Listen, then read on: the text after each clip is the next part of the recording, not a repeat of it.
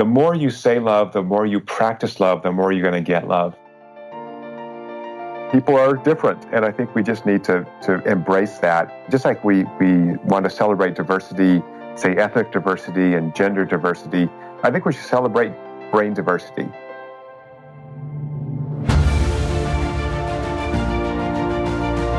Hello and welcome to the Daily Helping with Dr. Richard Schuster. Food for the brain, knowledge from the experts, tools to win at life. I'm your host, Dr. Richard. Whoever you are, wherever you're from, and whatever you do, this is the show that is going to help you become the best version of yourself. Each episode, you will hear from some of the most amazing, talented, and successful people on the planet who followed their passions and strive to help others. Join our movement to get 1 million people each day to commit acts of kindness for others. Together, we're going to make the world a better place. Are you ready? Because it's time for your Daily Helping. All right, welcome to the Daily Helping with Dr. Richard Schuster. Food for the brain, knowledge from the experts, tools to win at life. I'm your host, Dr. Richard, and I wanted to thank every one of you for listening to this episode of the show. I am thrilled to introduce today's guest, Paul J. Zak. Paul's 2 decades of research have taken him from the Pentagon to Fortune 50 boardrooms to the rainforest of New Guinea. This is all in his quest to understand the neuroscience of human connection, human happiness, and effective teamwork. His academic lab and companies he created develop and deploy neuroscience technologies to solve real problems faced by real people. His latest book, Trust Factor: The Science of Creating High-Performance Companies, uses neuroscience to measure and manage organizational cultures to inspire teamwork and accelerate business outcomes. His 2012 book, The Moral Molecule: The Source of Love and Prosperity, recounted his unlikely discovery of the neurochemical oxytocin as the key driver of trust, love, and morality that distinguish our humanity. In another obsession, Paul's group uses neuroscience to quantify the impact of movies, advertising, stories, and consumer experiences. Along the way, he's helped pioneer new fields, including neuroeconomics, neuromanagement, and neuromarketing. Paul is the founding director of the Center for Neuroeconomic Studies and professor of economics, psychology, and management at Claremont Graduate University. He has degrees in mathematics and economics from San Diego State University, a PhD in economics from the University of Pennsylvania, and postdoctoral training in neuroimaging from Harvard. Paul's research on oxytocin and relationships has earned him the nickname Dr. Love. His TED Talk on this topic has received over 1 million views. He has appeared on CNN, Fox Business, Dr. Phil, Good Morning America, and ABC World News Tonight. Paul's focus: to add more love to the world. Paul, thank you so much for coming on the show. It's great to have you.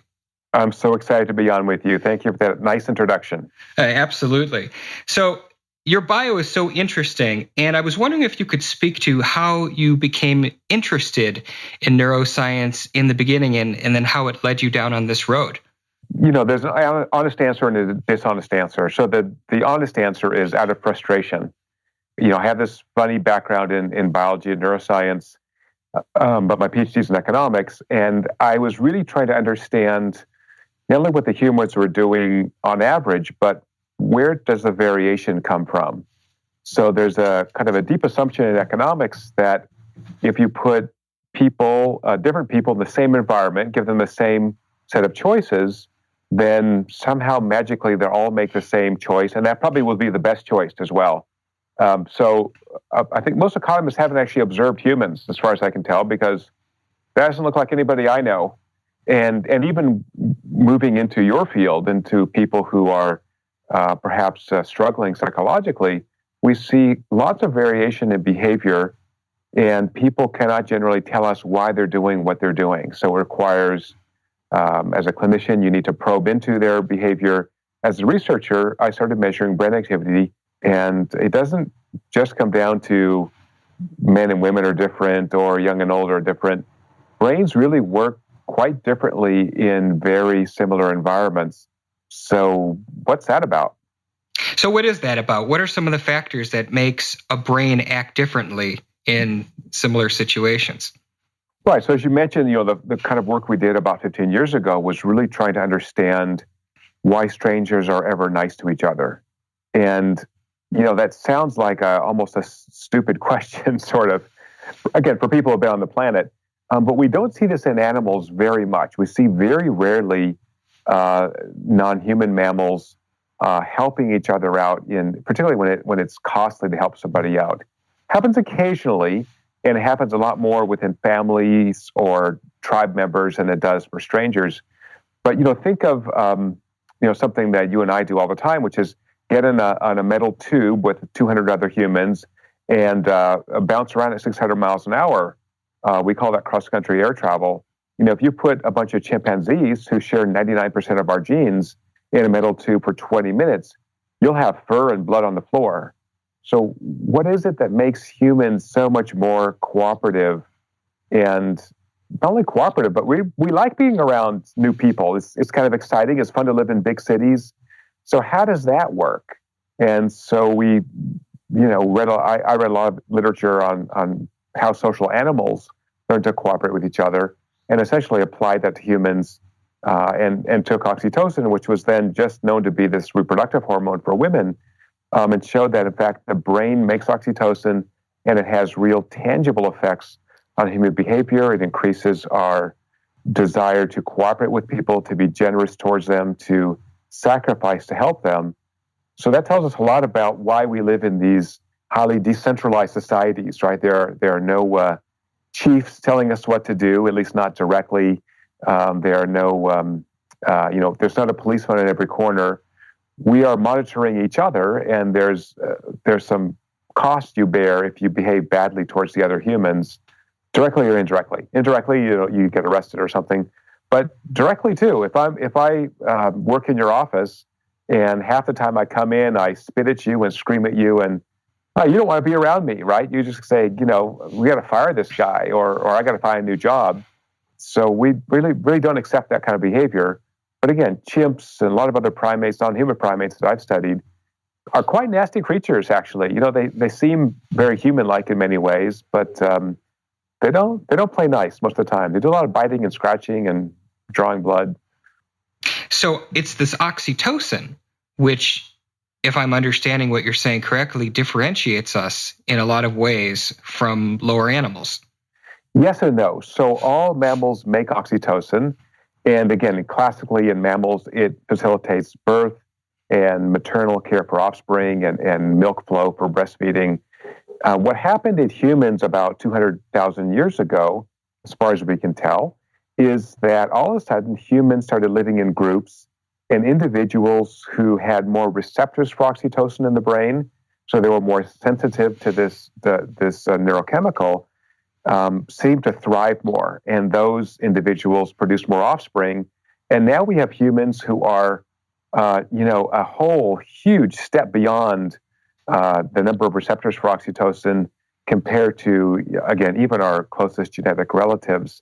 So we're very sensitized to this. And what we found it does psychologically is it increases our sense of empathy for others.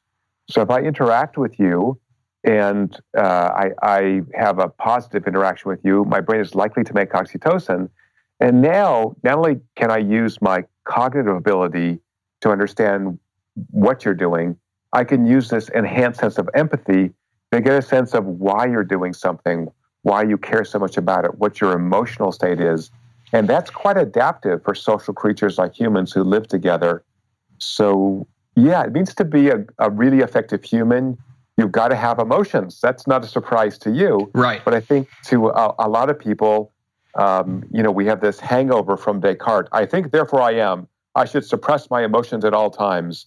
Again, I don't know what humans you're talking about, but those are not humans that we see every day. And people who suppress their emotions generally are not very well liked, and they're not very effective human beings. Paul, what can you speak to regarding these receptors as they develop along the lifespan? So that is in a young child versus an adult versus an older adult. Right. So that's one of the key questions, right? Are we born with all the receptors and with all the skills we're going to have, social skills, or are we built? And the answer is both.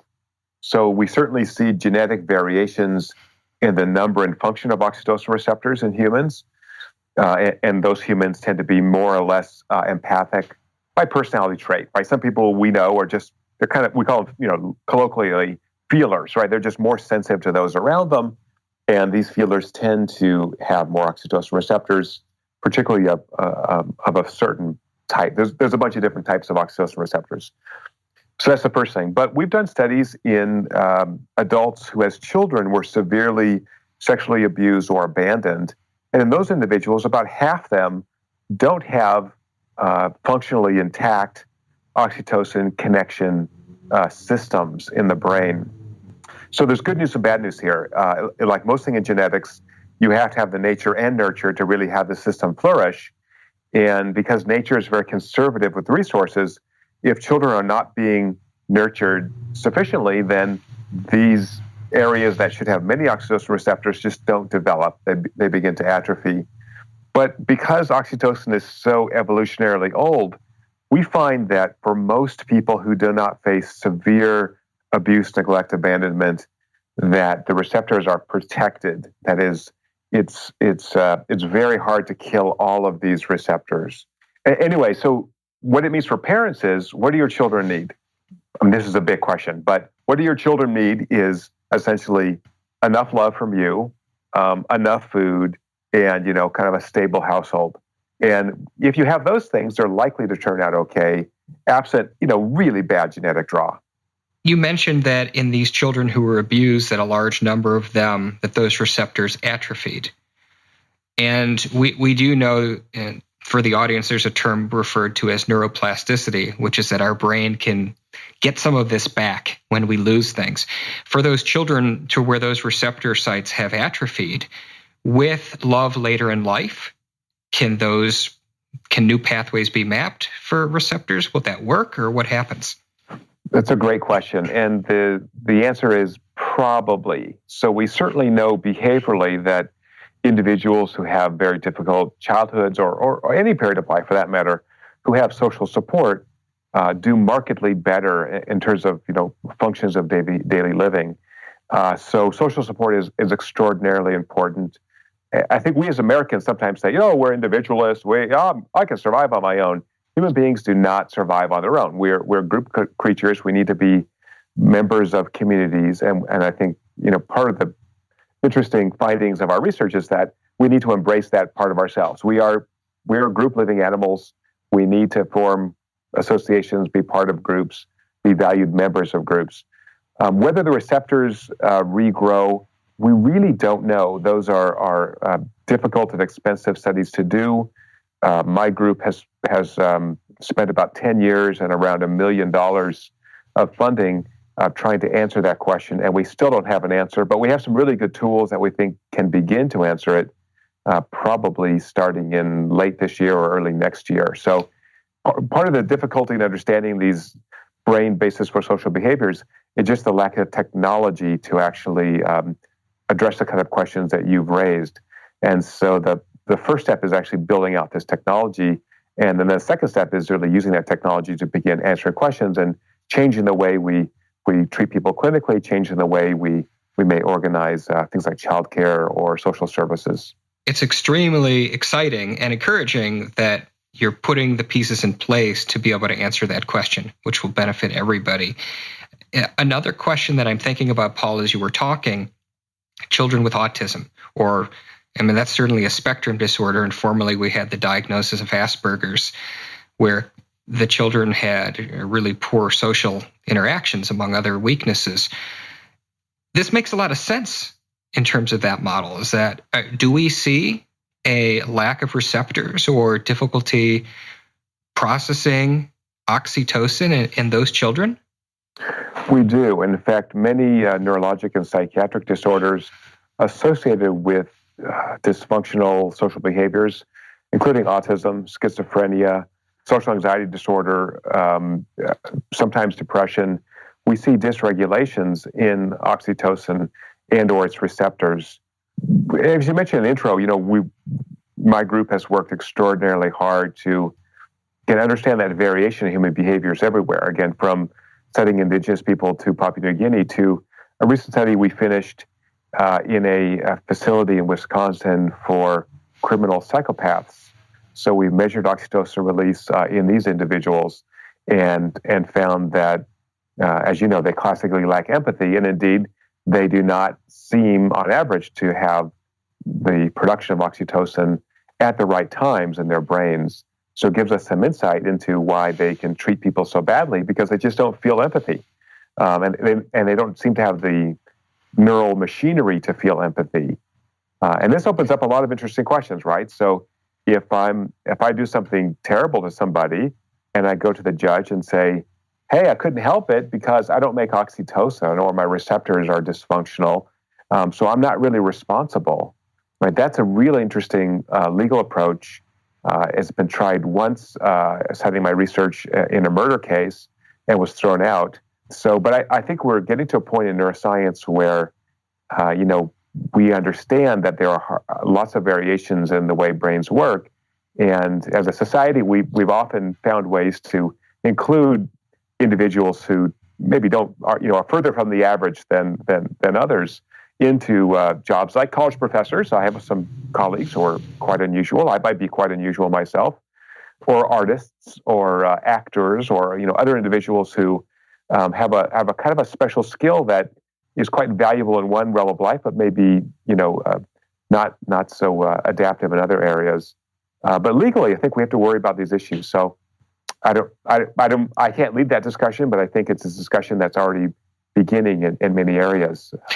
It's interesting because I know that a lot of the legal decisions are based on one's competency. So if an individual, for example, committed a murder, but they are psychotic, for example, they are unable to understand what they've done, why they've done it, that they're in the midst of legal procedures, they don't go to trial. Doesn't happen.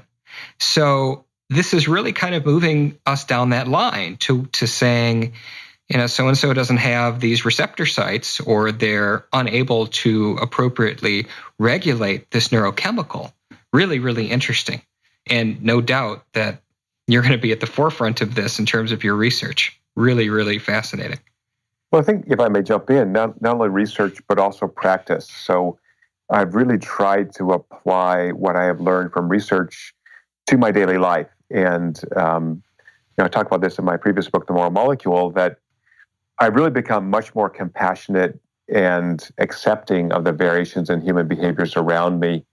There's just not a lot of selection pressure on the brain for all brains to work identically. And therefore, people are different. And I think we just need to embrace that. And just like we want to celebrate diversity, say ethnic diversity and gender diversity, I think we should celebrate brain diversity.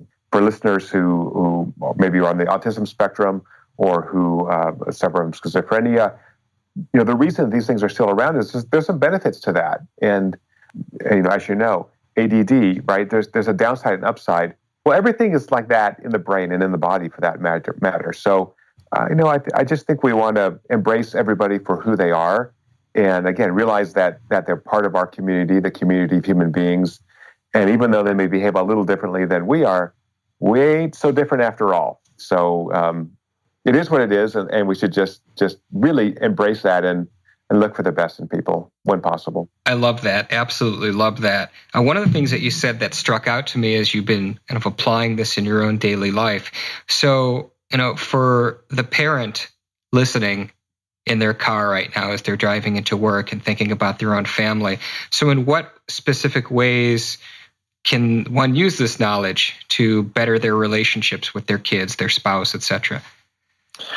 Yeah, I think there's a lot of ways to do this. One of my favorite ways is just to embrace our emotional nature. We as thoughtful human beings, if we focus on the emotions we see in others, we're gaining so much valuable information. And one little trick that I've used in my own life that I found to be very effective is instead of walking in and saying, "Hi, Dr. Richard, how are you? Good, how are you?" Just after you say hello, feel in the emotion that you see in someone's face. So "Oh, hey, Richard, you look tired, happy, sad, worried, concerned today." And then you begin a much more intimate conversation about really how that person is doing. And when you do that, you connect better to individuals around you, and you make them feel valued as more than one-dimensional human beings. They have many dimensions. And if you pick up on that, gosh, people are really gonna value it. So I think that's the first thing to do. Again, for parents, I have teenage girls. They get emotional sometimes, but doesn't mean I don't love them.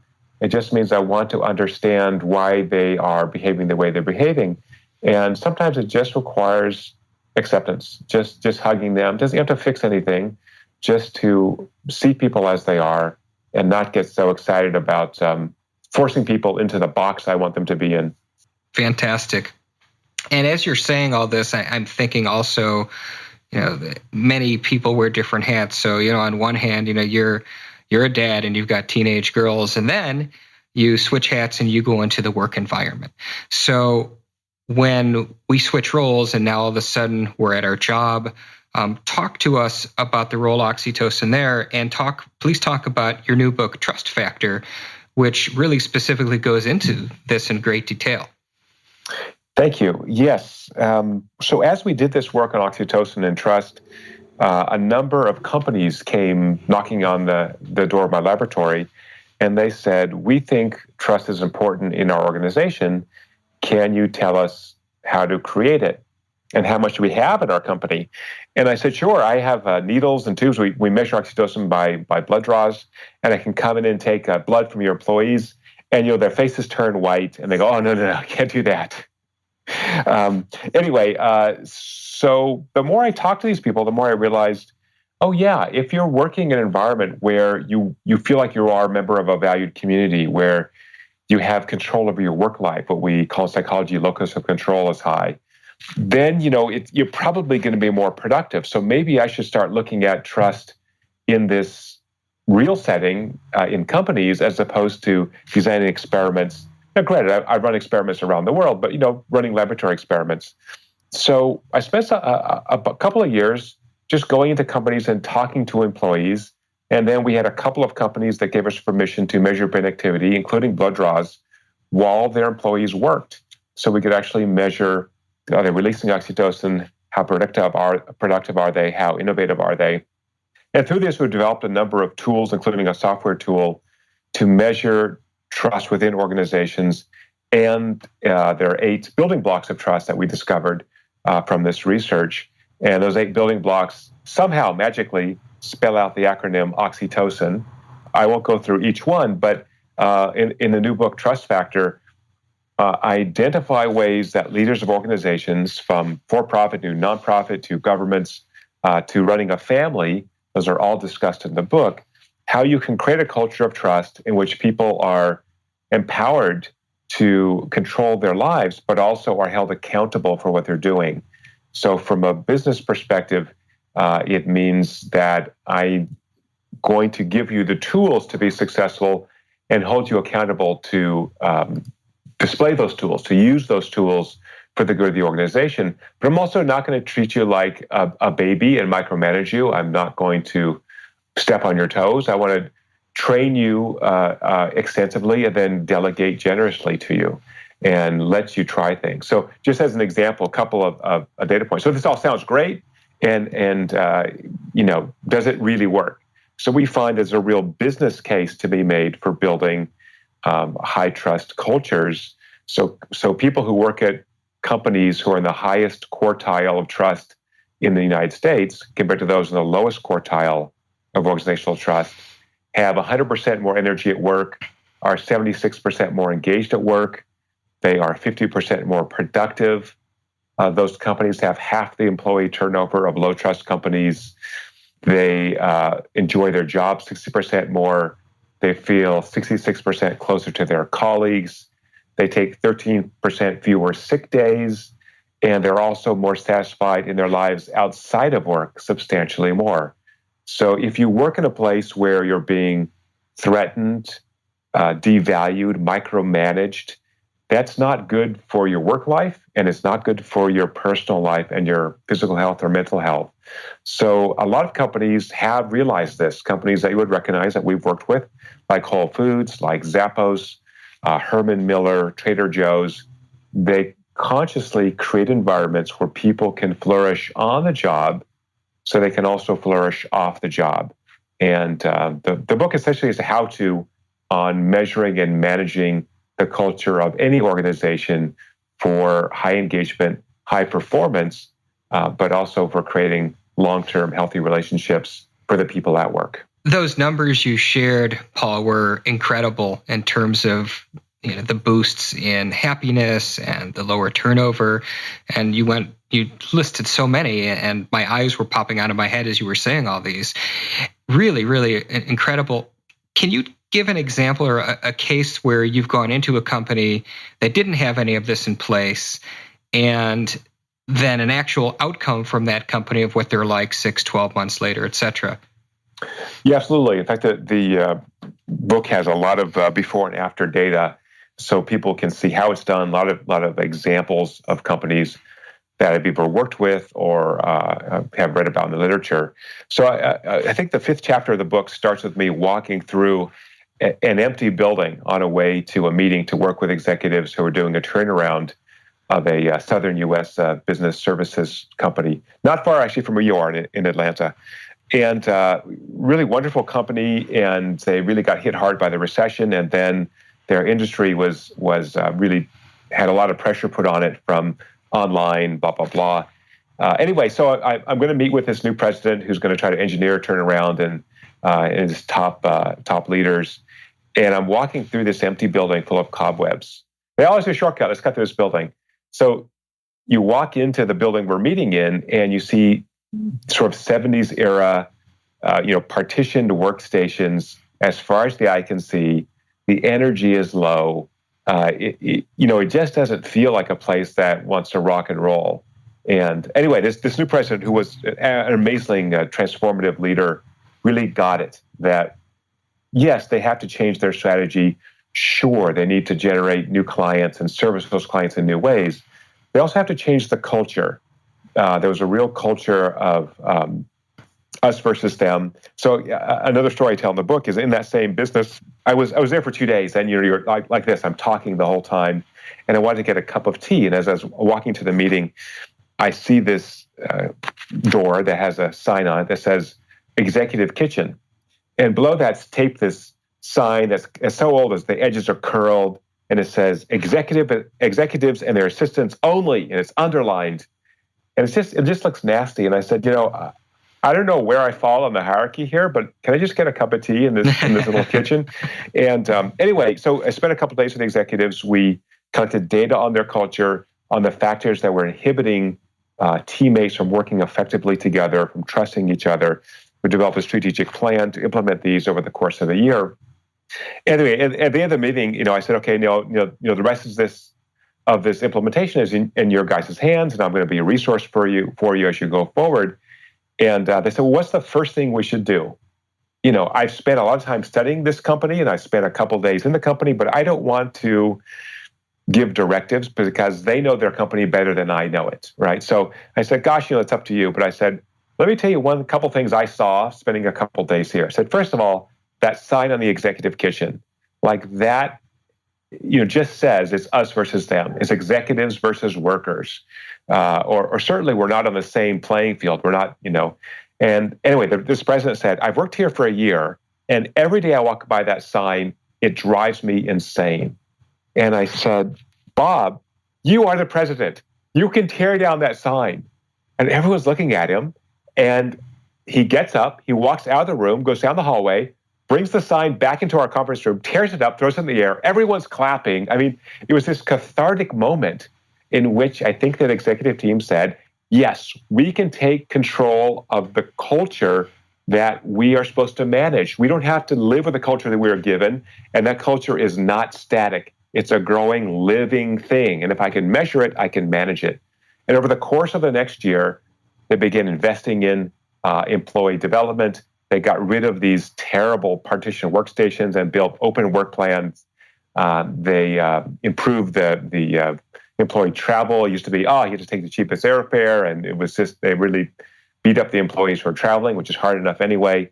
And the book reports the precise turnaround in their numbers. Every one of these 8 building blocks of trust was higher. Enjoyment at work was higher. People were happier in their lives. The whole place turned around really in less than a year because it took them some time to implement this since I was out. So yeah, this stuff can work pretty quickly, but I guess I've used a word we haven't defined. So culture can be thought of as just the set of norms of behavior that human beings in a group have. And that culture usually is hidden because we don't actively create culture. It kind of happens unconsciously. So one of the arguments in the book is that if you're in any organization, you can manage that culture. And if you don't manage it, particularly when you can measure it, you can manage it. If you don't manage that culture, it will start to manage you because the humans in a group are going to create norms of behavior, and those may or may not be adaptive for the goals of your organization. So I think we need to unmask, what that culture looks like, and then begin to tweak it to make it better and better. So companies that can sustain high performance generally have cultures that they are actively managing for trust, for high engagement, for a reasonable work-life integration. They're looking at the long game. They don't want to just extract as much value out of you as possible because you're a human resource. You're a human being. And if you want to work here and you want to put your heart and soul into this, I've got to create the environment for you to flourish. And it has very little to do with money. People acclimate to their salary quite quickly. So it's these other things that I think were quite squishy for a while, but now we've used neuroscience to really quantify what they are, why they matter, how they affect the brain, and how they affect behavior.